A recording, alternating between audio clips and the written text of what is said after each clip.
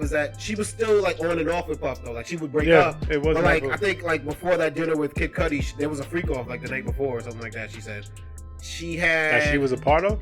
Yeah. Perfect.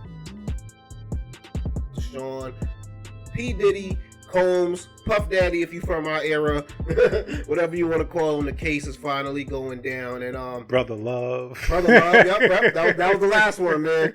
He almost made it out the game with the Brother Love one, man. But what is Diddy on trial for? Right, it's sex trafficking, right? It's I believe RICO. It was a RICO. It's transporting people across state lines for the purpose of immoral acts or sex.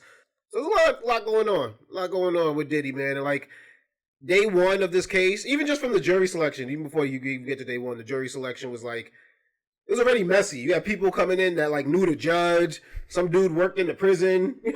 Like it was just like all types of people were slipping through the cracks. But finally they got the jury figured out. They started day one. And how did you? What have you heard? Just early in the case. Just take yourself back to I guess that would have been Monday, right? Diddy like some freaky shit. Diddy, he into some freaky shit, man. Definitely some freaky shit. Definitely a violent guy too, man. Yeah. He's but I mean, I feel like we've heard stories over the years, but you never really knew the extent. But I heard, they may be claiming that he's bipolar. So, I mean, I guess that kind of makes sense there. But, definitely a violent dude. That's the picture that's being painted. And I think we even mentioned on this podcast before, we've seen violence from Puff, from the Steve Stout champagne bottle incident over the Nas Hate Me Now issue, the coach that he got into the issue with. So we've seen it come out, you know what I mean? Like, and heard he smacked Drake, you know what I'm saying? So we've heard of him fighting J. Cole, all types of rumors. So it's a lot to take in, but in this it's different because one is domestic violence on a woman. All those other things I said weren't him beating up a woman. It wasn't that. And of course it wasn't his girlfriends. You know what I'm saying? Someone that he was supposed to be in. Blew up Kid Cudi's car. Oh, no, allegedly, but well, Cudi confirmed it. That's the crazy part about it. They're talking about it like it's a TV show. Pulled a Suge and apparently hung one of her friends off the balcony. I heard that was Wale, but Wale denies it. I thought it was a girl that he did that too. I heard he did. So maybe the Wale shit is separate. But Cassie was messing with Wale too? No, but I heard it was Puff that I don't know if he maybe knew about the Kid Cudi thing. Yeah, because we'll get into all this. I didn't hear nothing about Wale. The Kid Cudi, from what I understand, Puff introduced them. Okay. Like I think she was going to get on a song. They were working on, or he was working on a song with her. So then he felt kind of like betrayed by that. I think, but I don't know if I don't even know if the Wale thing was related. But I know Wale spoke out this week saying it's a ridiculous thing. But I have heard that from other people. That's not the first time I heard it. I don't know if I believe it as much, but day one. They brought in a security guard from the hotel. That video that we see, CNN dropped from the hotel, is apparently the security guard that was working that night. Okay. Came up and responded to that. Says on record that he was offered money from Puff. Says that he recorded his own video for some purpose. I guess maybe because he just felt if he told his wife, she wouldn't believe him. So he had to have video. And he probably couldn't take the hotel security video. So so he had to have something he could show to people. Exactly. But it wasn't for... Basically, I think they were he wasn't doing it for investigative purposes. He was he was a security guard, but he was more like yo, bro, you kind of like violated policy. You broke stuff here. You're going to have to pay for some of this stuff. He was like, how Puff was coming out with stacks of money, kind of like, not to pay for that, but really to pay for his silence. Exactly. He said he denied just taking any money from Puff. Just like, he said he saw somebody else that was there. I believe the defense tried to say that wasn't true because it's a presidential room. How would you have been able to see someone sitting on a bed? The rooms aren't set up like that. There's a lot of back and forth going on, but that was definitely a security guard on day one. And then the second witness on day one was a male escort. This guy was telling everything. This guy was just going on talking about how he met Puff and Cass. It was started, this is my thing, right? Are escort services legal businesses? Yeah. Okay. Now, I don't know about in every state. But they, escort, that's legal Because prostitution. you just hang. It's not prostitution. You're hanging with some. That's what the business is. Well, that's what they may put on paper. But there's an companionship. insinuation, But I mean, that's you pay. It's legal. But I see how it can slide through the crack, kind of like how there's you ever heard of like sugar daddies and sugar babies, but there's like an app that like sets it up, and I'm like, how is that legal? But I think because the insinuation of sex isn't guaranteed. Right. There are people. It's for companionship. Yeah. Now that's a broad term. Exactly, and I think if you know, is there. So because I believe they contact this male escort through like an actual service, have him come by. He thought he was just gonna be dancing. Cassie answered the door, said something about they're gonna rub oil on each other. Her husband's gonna watch. And they don't have to do anything, but if it goes further, that's cool too. And he said that was the first time he did something for them. Puff just watched, but he was given direction. The same as male escort talks about a story of urinating in Cassie's mouth, which the prosecutors alluded that was going to be mentioned in his testimony. But he said that she requested it. It wasn't like something like a request of Puff's or demand of Puff's. It was something that she requested. Which I don't know if the prosecution was expecting him to say that. Nasty. Yeah, that is the wild. That enough is like one. Her current husband and father of her kids is in the courtroom to hear some of this stuff. Two, she was messing with other guys at the same time she was messing with Puff, and I'm like, what were y'all doing with her? You know what I'm saying? Like when she was on again, off again with Puff, and then just now that you know that this was going on when she wasn't with you. Like, how does that make you feel about her? You know what I mean? Mm-hmm. Like, I'm sure she wasn't just telling people that she was dating. Right. That's something that she did. Freakos were recorded. It sounds like they knew that they were recorded. Like, she was very aware because she knew. There's nothing that she ain't know. She knew. Yeah, very much but you know what I'm not getting, and I tried to do research in several places. Were there other people involved? Because they speak a lot about lighting. Mm-hmm. They say sometimes it was candles and how the oil was supplied. But who are the other people that are? Puffy and they could have set up the space and then left or some shit. You think that's what happened? Okay, I mean, I don't know. I'm just assuming. There's no mention of these people, so I'm like, is Puff and Cass setting the whole room up and like? I doubt that they set it all up. Yeah. So there had to be another a third party at least. But that third party wouldn't be able to confirm anything other than I just set up decorations. I don't know what the fuck they're gonna be doing. Gotcha. They asked for a lot of baby oil. Yeah. Okay, that makes sense. Day 2. The freak offs were actually described in detail, just how they were set up, like what was going on. This is when Cassie started actually, I believe she started to testify on day 2. She painted a story of freak offs were Puff's thing. Once she kind of got out of, I don't know if she was ever into him, but once she definitely wasn't feeling him anymore, she didn't feel comfortable relaying that to him because she said, I think she felt like he opened up a side of himself to her, and she didn't want to make him feel like ashamed or bad about what he opened up. But also there was a revenge type of effect to it, where he would blackmail her and say that you knew that this is recorded. I got tons of tapes. You got a lot of work on the hard drives, was I believe one of the quotes that I think he said to her. So she paints a picture of these things going on farther than they were. In later days, Puffy's defense, in cross-examination, kind of show like you were complicit in a lot of these things. Like you were setting up, and I think that's what she was trying to show, that she was part of setting up some of these things, and that it was an actual thing. And I don't know if she has some sort of immunity, but it sounds as if if she doesn't, that she would be right next to Puff, like that, because she definitely was. If he's guilty of transporting people across state lines, she was a part of it. She was a part of it. Now, whether she was funding it. She was calling. She was making requests. She knew these escorts by name. She painted a picture of also being on a lot of drugs. They both were, apparently. She was really in a bad state from what she says. So a lot of these times she wasn't, I guess, present in her right mind. Yeah, right exactly. What you would say. I don't know how much that, and it's not. It doesn't matter what I believe or don't believe, but. I don't know how much of that I really... It's a tough one. You know why? Because it's kind of like abuse is a real thing, like psychological abuse. But where do you draw the line between the psychological abuse and then your responsibility as an adult, right? And because she's not a kid. She wasn't a kid at this point. She was extremely young. She was young. Yeah, she was young. But again, college age, maybe. Right. But again, so there is the psychological abuse, but then there's also the parts where she was clearly complicit. But two things could be true. Like, it's like when you try to say like in a sexual assault case, well, they'll be like, well, she was down for it another night, so she was cool with it a week ago. That don't mean she was cool with it that night. You know what I'm saying? And that's the night you in trouble for. So that's like, you can't. I get what people are trying to paint. Well, obviously the defense, that's what their job is going to try to paint it as something that she did. But it doesn't mean that this element didn't exist of abuse. And like you said, the psychological part of it's big. Now, do you remember? I'm gonna stop. Rewind real far back. You remember Ryan Leslie?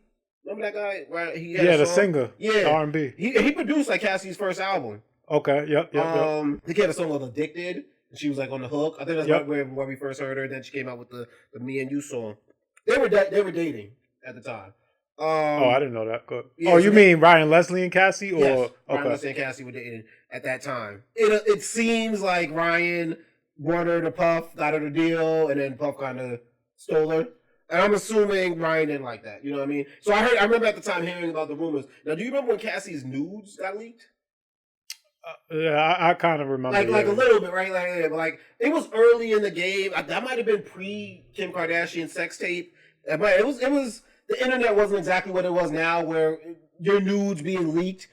Now it's still a big deal, but not as big because it still happened to so many other people. Whereas then it was kind of like, wow, this girl's a celebrity and she's butt naked, like spread eagle on it. You know what I mean? So I think that plays a lot into it because she was really young when that happened, right?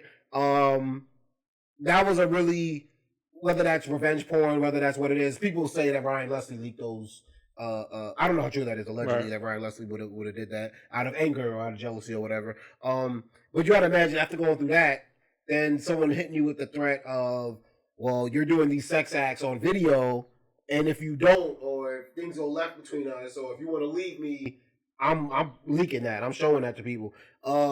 That's got to play like a different fact than someone who that didn't happen to. You know what I'm saying? She's like, I've been through this already. I kind of say what you will. Like, it didn't ruin her career, so to speak. I'm not sure how big her career really was. I mean, I feel like once she got with Puff, the career stopped. Career didn't matter at that point. Yeah, it was kind of like you were big. You were still able to live this lifestyle whether you were successful or not. She came out with maybe like 2 songs. I feel like once after she was with Puff. So, and then it was weird too. I remember when she first came out, a lot of people were like, "Well, can she really sing? She can't dance. She can't do this." It was weird. It was a weird time in music where I think a lot of people were just trying to like find a pretty face. I can't remember the timeline, but like, was Ashanti before or after Cassie? Before. She was before Cassie. So I think Ashanti. This isn't my thought. I actually saw this on like a YouTube short recently, but I was like, it made sense. Where like they were like how Irv cheat coded the game with Ashanti, where. Remember back in the day, everyone had to be able to sing and dance. And he was like, she could sing-ish, but she couldn't dance. There wasn't much dancing on stage, and he was like, and then he just threw her on a bunch of remakes. Like, it was the Biggie joint, then it was I think the Jay-Z, the Rain on Me was like a Jay-Z sample. It was a bunch of, like, remakes that she had thrown on. And I didn't think it was the greatest point, but I think it's that people in the industry saw a pretty girl and was like, oh, if I can get this pretty girl in this pop. Remember, like, then we had the Tiara Marie's after that. Right. Then you had a lot of them like that after that. They really couldn't dance. They couldn't dance. They were just a pretty face, and they were all right. But the face was prettier than the singing, put it like that. And they can take care of the rest in the, post production. Okay. What they call it, the auto tune. And they throw some auto tune on her. Just have her lip sync in performances. She just stepped back and forth on the stage. Remember a lot of 106 Park performances? It was just mad dancers in the back, but the main chick was just going back and forth like that. And then I think Cassie fell in that, where she was like, she was gonna be one. They were like, there's a pretty face, and I think at some point they realized, well, there are pretty girls who could dance too and sing. So why are we doing this? Because it's more work. Right. There got to be more work. Like, it can't be. You know what I mean? So back to the case though. Like, what else came out that day? Oh, this was a wild one. Puff. So at the end of the freak offs, the happy ending, the money shot. I guess the dude would finish on Cassie, and then she would rub that on Puff's nipples, or that was his request. Dude is freaky. Wild boy. One of him. They showed their text messages. I think in her phone, he was saved as Pop Pop. which is like I think what people call their grandfather. Yeah. Yeah, I don't know. Yeah, the pop and the semen on the nipples was like, yeah, okay, Diddy looking wild. And then her family's in there. Her Cassie's husband and I think her brother's there, and then his kids are there. Mm-hmm. And it's just like, I'd be like, yo, stay home. Like, this is crazy. The sons, I'm okay with because they probably know he was a wild boy. But the daughters, the twins, right? Yeah. They're like, yeah, I don't know. If Diddy get out, he could be hosting them sperm races that they got out in LA. If Diddy beat them, he might be the official face of the sperm races, man. Day 3 was more nasty information, man. We found out about Cassie's UTIs being so bad that like antibacterial or whatever, what do they call antibiotics weren't taking care of them. Damn. Which I think have to be pretty bad. There was sores in her mouth and. Yeah, you feel bad for her at this point, and she's reliving this stuff again. Not only was it bad to go through, but to have to say it in a room full of people, and she's like 9 months pregnant. Yeah, and I don't think I mentioned that. Kid Cudi was brought up on day 3. That I guess it was during a breakup of some sort, but somehow Puffy Diddy he convinced them to sit down and have a dinner with him, and he was just stating, you know, I mean, I think this is putting it lightly, but his displeasure with what they were doing because, like I said, he put them in the studio together and introduced them. They alluded to something about Kid Cudi's car, but I think this is before it got blown up. But there was a threat definitely made, and Puff, denied that he didn't know what they were talking about. I think that something that came up is that she was still like on and off with Puff though. Like she would break up. It was but like I think like before that dinner with Kid Cudi, there was a freak off like the night before or something like that. She said. She had that she was a part of? Yeah. There were her pictures of abuse had come out of her just getting like bruises on her face, being beat up so bad. Stories came out of abuse, people have saw, that people had to stop, that people had to help her with. It was revealed that the settlement that originally kind of set this whole thing off, that when she had first come out, was they reached a $20 million settlement. She had wanted 30, but I think they asked how she came with that number, and she was like, "I just felt that's what I was owed." She also revealed of a time where sexual assault was done. She was during their off time of dating. I guess she agreed to have a dinner with Diddy, and then went back to her apartment. And at that point, he forced himself upon her. So, like I said, I'm sure that wasn't. This whole week had to be hard for Cassie. Yeah. I was gonna say, I'm sure that wasn't an easy day, but I can't imagine that any of these days were easy, man. And day 4 was cross-examination, so I'm imagining that's when it started getting realer. Yeah. You know what I mean? And she had just stories of the text messages showing that tried to paint a picture of how much she wanted freak offs to happen, her requesting freak offs, and I think they had to like kind of censor some of this stuff because they were like, they're sexting each other, but is it really necessary for the case or not? So I believe some of it was granted, but there were definitely pictures painted of her request of freak offs, how bad her drug use was. Puff trying to get her into a rehab program. Puff telling dealers to stop selling to her. Oh really? Oh, yeah, telling her friends, which kind of went against her testimony originally with the prosecution of saying that. And that's where this makes this all messy. Yeah. It's just kind of like. But relationships are like that where they both had a drug problem. No, that's clear because she said on this day she revealed Puff had the overdose that they somehow kept out of the media. And that that Puff had an overdose? Yeah. Oh, word? I didn't hear about that. Yeah, it was a. Let me see if I get more information on it. And I don't know how they. I guess they know. Well, they obviously do know doctors that are going to do stuff for them because I believe one time Cassie was so beat up. And had to get stitches, but they didn't want to take her to like somewhere where it might get out to the press, and she recanted that in court. Also, Hollywood Reporter says that Sean Diddy Combs overdosed on the night of a Playboy Mansion party in 2012.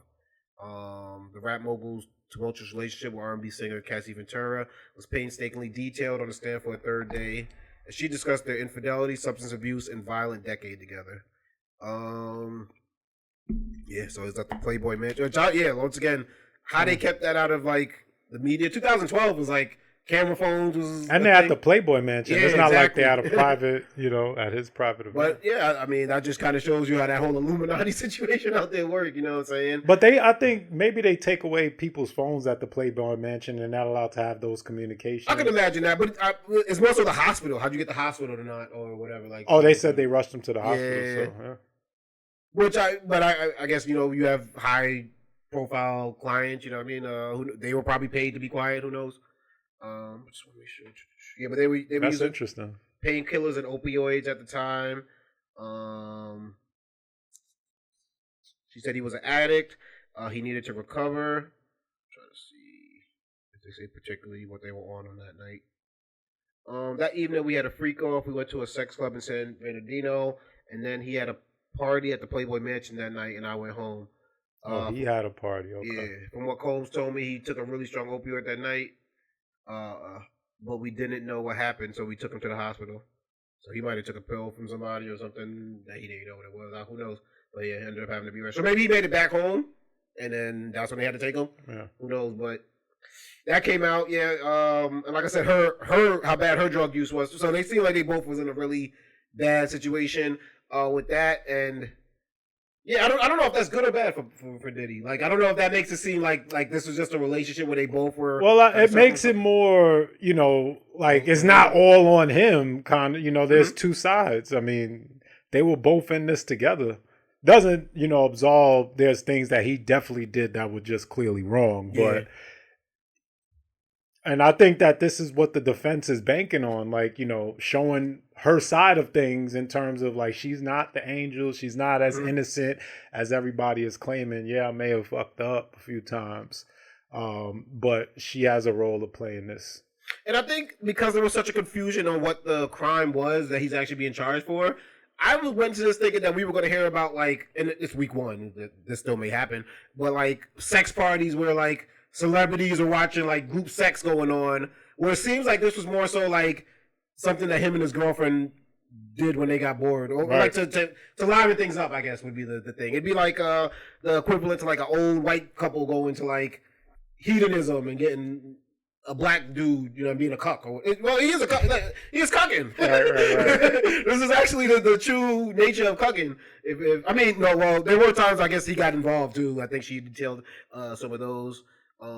Further beyond the nipple semen shit, but he actually like involving himself but never doing nothing with the dudes either. I haven't heard of nothing like that, which is good for Puff, I guess. Like, he's like I said, it's week one, so I think it could get a lot wilder. Also, although Cassie doesn't have probably like think of him in the best light, she's received $20 million for her silence. She also loved him, and she also got $10 million from the hotel, I think, right? Yeah, the hotel. Yeah, and so that being said, she also said after the sexual assault happened, she went back. You know what I mean? The relationship was back on again at a certain point. So it seems as if I still have to say she might still have feelings for him now, where she could be holding back a little bit. But there's people that's supposed to testify that don't like Puff at all, Dawn, I think from the group. What were they? Dirty Money. Yeah. Dirty Money. Yeah. What was the girls' group that they had? Not Day 21. That was the guys' group, right? Danity Kane. Danity Kane. Yeah. So she's supposed to testify. I think a former manager is supposed to testify as well. So it might get weirder. I can guarantee it probably will. But I don't know if they're gonna get him. It seems like Puff is doing a lot of illegal stuff and probably had a lot of illegal means of getting the stuff that he wanted, whether it be prostitutes or drugs. But I don't know if we're gonna paint this picture of him as being some like crime lord. That's the piece. And that's what it feels like they're going for. Like, and so a lot remains to be seen. But it's just, like I said, weird. Definitely a weird guy, and they're gonna paint him to be like a sex fiend, a drug addict, and all these things. But at the end of the day, it's also like he was a drug addict that ran how many successful companies at the same time. You know what I mean? So it's like. It doesn't give like crime mogul. And I don't know if I would put drug addict as because I doubt he was an addict more than I work hard, and when it's time to play, I'm gonna play even harder. Yeah, type of deal. That was the image I think he put out, but I have heard the other side of it too. Like he's pretty like recently, like as that even as not the end of his run, so to speak. when he was hanging with what was the City Girls? Young Miami. Yeah, I heard of him like having a pretty bad drug problem. I don't know how true it is or not, but yeah, man. We're gonna keep y'all definitely informed here on what's going on with this whole Diddy case because it's all everybody's talking about nowadays. Every time, you know what I'm saying, there's a new little piece of testimony that comes out. You see it right there on Twitter. Somebody talking about it. So we definitely gonna keep you informed and let y'all know how it's going down, man. And moving on. What's good, y'all? It's your man DJ Playboy, and I'm here with my guy Spec, and we representing for the Perfect Talk Podcast. Make sure y'all like and subscribe, people. And of course, hop in the comments, let us know what you thinking. And go check out the website, www.perfecttalkpodcast.com. All the episodes right there. Yes, sir.